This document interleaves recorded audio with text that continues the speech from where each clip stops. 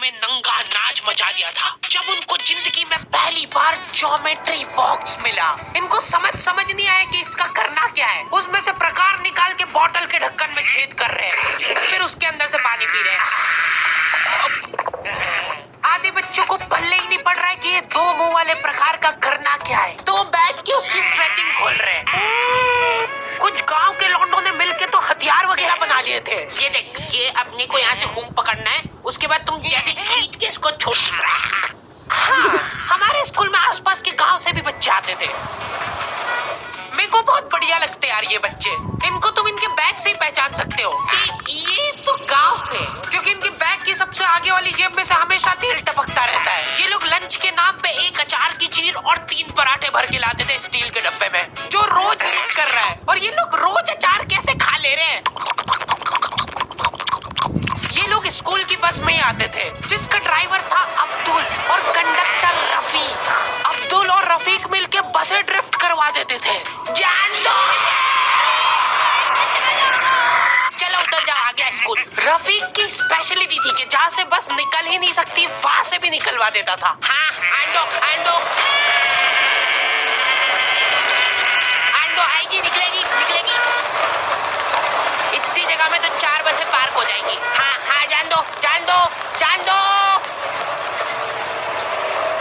बस अब्दुल और रफीक बहुत डेडिकेशन के साथ काम करते थे। बारिश में गांव में बाढ़ आ गई है, गांव वाले बेचारे घर से बाहर नहीं निकल पा रहे हैं। बच्चों ने स्कूल की ड्रेस पहनी थी, वो वापस से खोल दी कि ऐसे मौसम में तो कहाँ ही जा पा रहे स्कूल। इधर अब्दुल और रफीक बस लेके आ गए बाढ़ में। आराम से निकलेगी, आराम से चलने दो। इतनी मेहनत करके जब ये सब स्कूल पहुंच रहे तो पता चल रहा है कि बाढ़ के कारण स्कूल ही बंद है। मेरे को बहुत पसंद है ये बच्चे, क्योंकि पढ़ाई को ज्यादा सीरियसली लेते ही नहीं है। ये लोग सारे सब्जेक्ट की एक ही कॉपी बना रहे हैं। टीचर ने कवर चढ़ाने का बोला तो न्यूज़पेपर में लपेट के लिया रहे कॉपी को। ये लो, चाय के कप के निशान दिख रहे यार उस पे। बेटा पेपर तो ढंग का लपेट के लाते। 120 पन्ने की कॉपी में 5 पार्टीशन कर रखे इन्होंने अलग अलग सब्जेक्ट के, और उसमें भी छोटा लिख रहे ताकि कॉपी नहीं भराए। और ऐसा नहीं कि इनके पास पैसे नहीं है कॉपी लाने के। इनके गांव में इनकी इतनी जमीन है ना कि ये लोग जमीन बेच के आखा स्कूल खरीद सकते हैं। वो अलग बात है कि इनको इनकी जमीन का हिस्सा अभी तक मिला नहीं है, क्योंकि चाचा और पापा के बीच में घनघोर मनमुटाव है। दोनों को ऐसा लगता है कि इसने मेरे को धोखा दिया है। धोखेबाज, साथ में मत बोल। देख, मैं यहाँ पे फालतू बात करने नहीं आया हूँ, बात एकदम क्लियर है। मेरे को मिलनी चाहिए पूरी प्रॉपर्टी। अच्छा ठीक है, सबसे पहले से तू औकात में रहे। तू रहे औकात में रहे।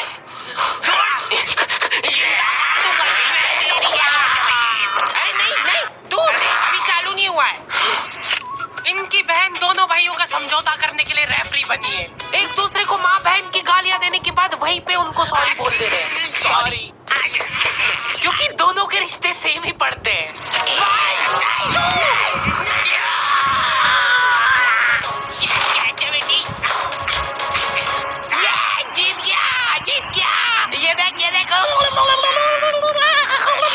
कोर्ट कचहरी में मिलेंगे हम। तो अभी तक वो केस चल रहा है और वो चलता ही रहेगा जब तक पापा या चाचा में से कोई मर नहीं जाता। हमारी क्लास के बच्चे बहुत बतौकड़े थे, इनके मुंह का थूक खत्म हो जाता था बोल के। अरे देखो, मैंने व्हाट्सएप स्टेटस डाला था उसका हाथ पकड़ के। अब उसको ऐसा लगा कि मेरा स्टेटस सबको दिखता है, पर मैंने सेटिंग्स में जाके स्टेटस सिर्फ उसको विजिबल कर रखा था। लॉन्डो से कुछ भी शेयर करना बहुत रिस्की काम होता है। मेरे को तो अच्छी लगती है यार कंचन। तुमने सिर्फ बोला है कि ये अच्छी लगती है, इधर लॉन्डो ने अफवाह फैलानी चालू कर दी। सर, उसको आंख उठा के मत देखना, भाई की बंदी है। जब भी वो पास से निकल रही है मत करो यार ये हरकत। वो इंटरेस्टेड होगी भी तो भाग जाएगी तुम्हारी हरकतों की वजह से।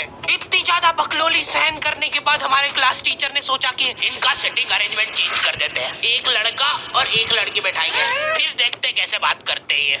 मेरे दोस्तों के पास जो लड़कियां बैठी वो बीच में बैग रख ले रही है ताकि गलती से भी ये दरिंदा उससे टच नहीं हो जाए। इनका तो फिर भी ठीक था, मेरी किस्मत तो बिल्कुल ही घटिया थी।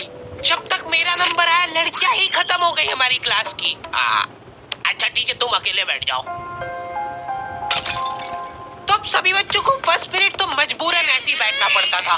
लेकिन जैसे ही सेकंड पीरियड लगता था, इस टीचर की क्लास के बाहर जाने में और अगले टीचर की क्लास में आने में 30 सेकंड मिलते थे हमको। उस 30 सेकंड में सब लोग अपने अपने झोले उठा के दौड़ रहे इधर उधर। जैसे ही अगला टीचर क्लास में आया,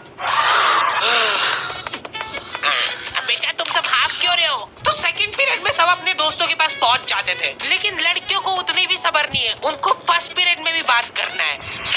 व्हाट्सएप स्टेटस जो था वो सिर्फ उसको दिखा। क्लास के इस कोने से उस कोने तक इशारों में बातें हो रही है इनकी। लिप सिंक पढ़ ले रही है लड़कियां इतनी दूर से। यहाँ लौंडो को चिल्ला चिल्ला के बताने के बाद भी समझ नहीं आती आधी चीजें। अरे तो तुम इसकी कॉपी नानी के यहाँ क्यों लेके गए थे? सर वो मेरे को लगा मैं वहाँ जाके पढ़ाई करूंगा।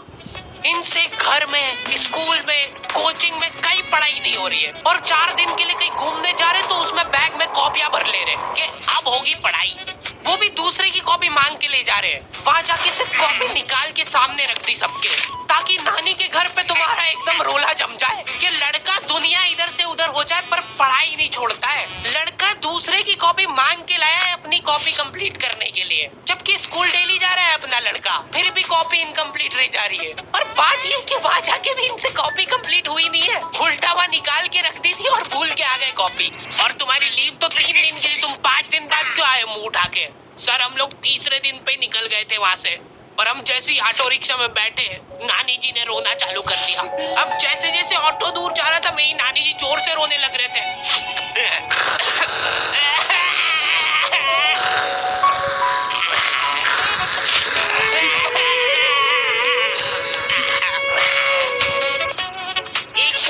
इसमें हो गया सर हमारा।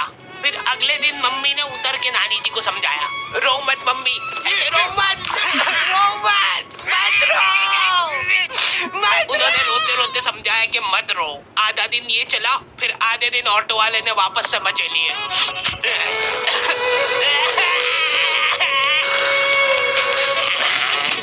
बहुत हरामखोर टाइप बच्चे आते थे हमारे स्कूल में। हमारी क्लास के कुछ बच्चों को जाने क्या चुल मची कि स्कूल में फोन ले जाते हैं और वॉशरूम में जाके वो फोन में गाने चला के झुंड बना के नाच रहे हैं।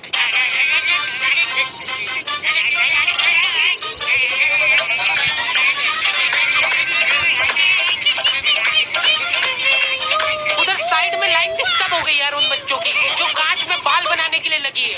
वॉशरूम में मूतने से ज्यादा लंबी लाइन बाल जमाने के लिए लगी होती थी। और तुम गौर से देखोगे इनको तो पता चलेगा कि सब लोग सेम ही चीज कर रहे हैं। बाल गीले करके अपनी जेब से खंगा निकाल रहे गोल वाला, उसके अंदर 2 उंगली फंसा रहे और फिर बाल खड़े कर रहे हैं।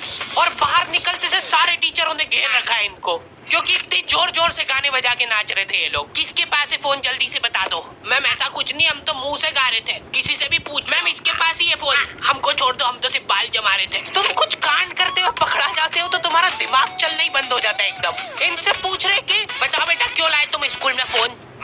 मैम वो यूट्यूब से पढ़ाई करने के लिए। स्कूल में?